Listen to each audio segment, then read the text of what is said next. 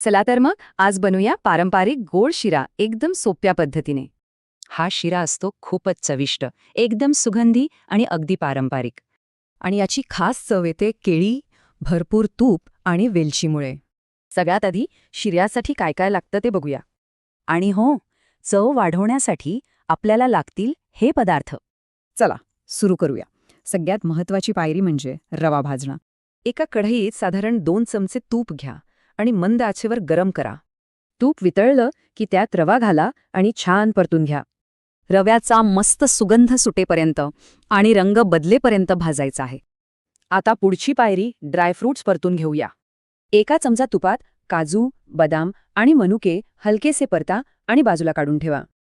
आता वेळ आहे त्या खास पदार्थाची, केळी घालण्याची.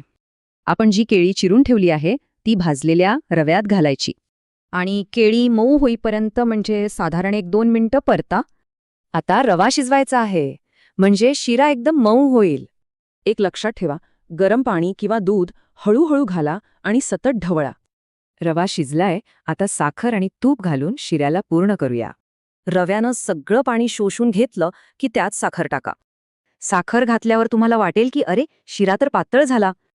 पण काळजी करू नका, असं होतं. आता उरलेलं तूप घाला आणि मस्त मिक्स करा. आणि आता शेवटचा टच, वेलची आणि ड्रायफ्रूट्स. यात वेलची पूड आणि आपण तळून ठेवलेले ड्रायफ्रूट्स टाका. शिरा कढईपासून सुटू लागला आणि चमकदार झाला की गॅस बंद करा.